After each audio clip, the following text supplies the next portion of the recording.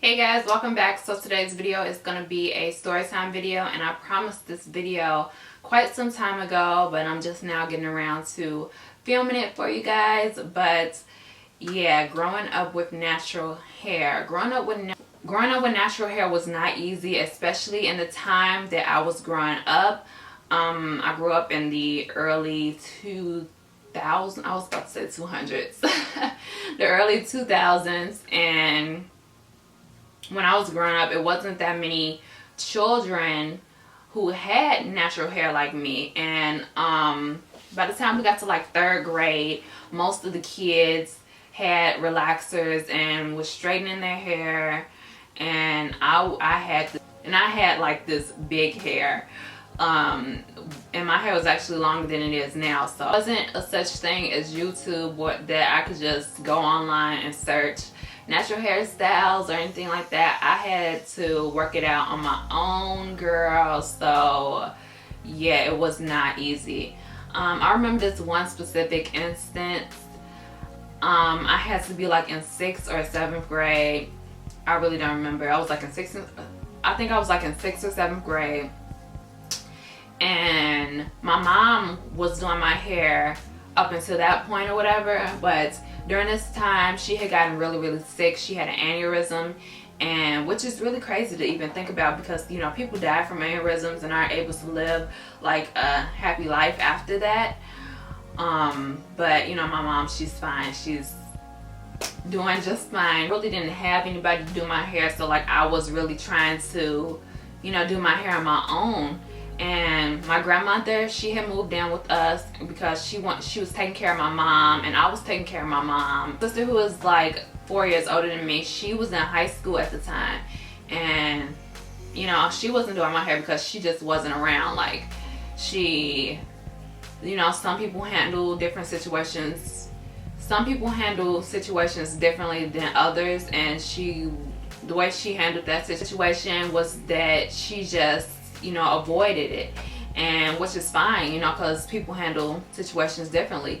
But anyway, my sister would drive me to school, and she would drive me off super early because she had to be at school at 7 o'clock or 7:30 or something like that, and I didn't have to be at school until 9. So I would be like sitting in the lobby by myself. It was nobody there except for like me and janitors, but I would just be like sitting in the lobby with my food, you know, my breakfast, like a donut or something, and my brush, and you know, a jar of jam. And if you don't know what jam is, I'll insert a picture to show you, because jam is like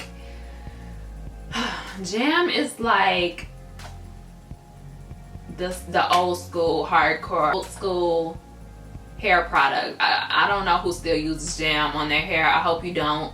I hope you don't use that hard gel either that makes your hair like black.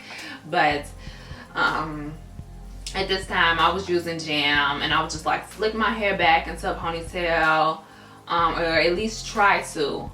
But I had so much hair, like it wouldn't even fit in the ponytail. So yeah, I was really struggling. I was really struggling, and I was really looking a hot mess. Okay. So this day I went to class, and I had this teacher. She was so evil. Like, this lady was like, she was like this tall, like I kid you not. She was probably like 4'9" or something. Like, she was super short, and she was like the devil. She was so mean. And I'm not gonna talk too bad about her because, you know, she was old, so I don't know if she's still living, and it's not really nice to talk about the dead like that. But yeah, she was like really mean. So I go to class, and I'm sitting down minding my own business, and she goes, in a class full of people, "Do you want me to do your hair for you?" She said something like that along the lines, talking to me. And I was like, I was shocked, because I'm like, what I do to you, you know? And I was really embarrassed. Everybody was laughing at me. I already didn't have any friends because I was nothing like them. I was like really shy, and I don't know, I didn't really have any friends. and they didn't like me. I was just like really, really shy, so like nobody really liked me for whatever reason. And yeah, and the only friend that I had was this boy. I can't remember his name, but he was like the only person that was nice to me. He was like the only person that would talk to me, and he was just so bad. Like, he was bad. Like, he was in and out of juvie. Like, he barely came to school. He used to ditch all the time. And every time my teacher, this is a different teacher, every time he would see me with him, he would be like, stay away from him. He's bad news. Stay away from him. And I'm just looking like, man, this is the only friend I got. This is the only friend I have. Okay. Another time that really stood out to me was when I was really, really young. I had to be like in kindergarten or first grade. I can't remember. But what I remember is that it was picture day the next day. And I was over my grandmother's house. And my grandmother, I talked a little bit about her in my previous video. I will link that down below if you didn't get a chance to see that. But my grandmother was just like me. Like, she really, really liked, you know, gadgets and, you know, like tools and stuff like that. Anytime like the TV would come on and you'll see like those as seen on TV ads, you'll see like they'd be like, oh, you can look younger, you can get your hair longer or whatever like that. She would want to buy it off the TV. And she didn't have a credit card, so she would always ask my mom to use her credit card, and she would just buy all this stuff off the TV. And like half of it would never even work. But this one thing she bought off TV, it really, really worked. It was like this hair tool product that you would like put your hair in, and you like press a button, and then you would like get like these flawless, gorgeous curls. And so my grandmother had like a pixie cut. Like, she didn't even like have enough hair to like put that thing in, to even use that tool on her hair. So she used it on me. And so she like puts the thing in my hair, and next thing you know, I have like these flawless, gorgeous curls in my hair. And like, that tool really freaking worked. I was like, oh my gosh, I'm so pretty. Oh my gosh. Like, it was so gorgeous. So after that, I didn't go home. I went over to my great aunt house, and my great aunt, we used to call her Nene when she was living. So my great aunt, she lived across the street from me and my family where we lived. And so basically after school, we would never go home. We would go over her house because my mom, you know, she was a single parent. She worked a lot. She was in school taking night classes, you know, like, she was never really around. Believe me, she makes up for it now. She's always around. But yeah, so we really didn't have anybody to take care of us. So like, here's the thing with my great aunt Nene. So she really didn't want to take care of me and my sister. Like, so when me and my family like moved into the neighborhood, we were like really young. I was like 3 years old. My great aunt didn't want to take care of us because like, she had so many kids she was taking care of, because she was like a babysitter. She was taking care of like all the kids in the neighborhood. So she didn't really want to take care of me and my sister because, you know, like, she was already taking care of all of these kids. And so she lived in the apartment complex across the street from us, and like, it was this 4-family apartment complex, and she lived in an apartment by herself. And above her was my great uncle and his wife, and my great uncle, that was Nene's brother. So him and his wife lived above her, and he's the one who actually convinced Nene to take care of me and my sister.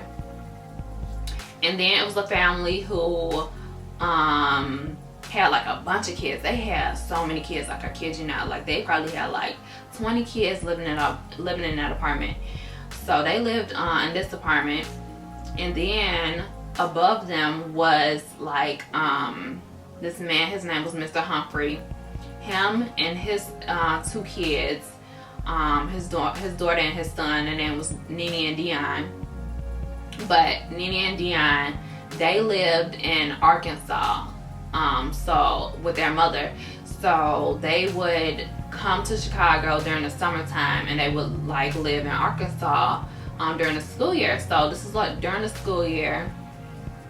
So since Nene wasn't really taking care of Nene and Dion, she decided, you know, she would take care of me and my sister. So I don't know why I just told you all that. I feel like that was too much information, but I guess I told you all of this just to say my great aunt Nene, she was very, very respected in the neighborhood, and what she said goes. Like, she would like beat you with a stick, okay, if you did something wrong, which I never got beat with a stick because I was a good girl. I never did anything wrong. But yeah, anyways, I absolutely adore Nene. Like, I just loved her so much. I always wanted to be around her. I'm just like I have like a very old soul anyway, so I always want to be like around older people. So she loved me too. Like, I was like her helper. I used to always stay around her, like always. Like, she had like these huge boobs, so I used to always be like falling asleep on her boobs. And like, I used to help her cook. I used to like do crossword puzzles with her. Like, when all the other kids was like out playing outside, like I would just be in the house with her. So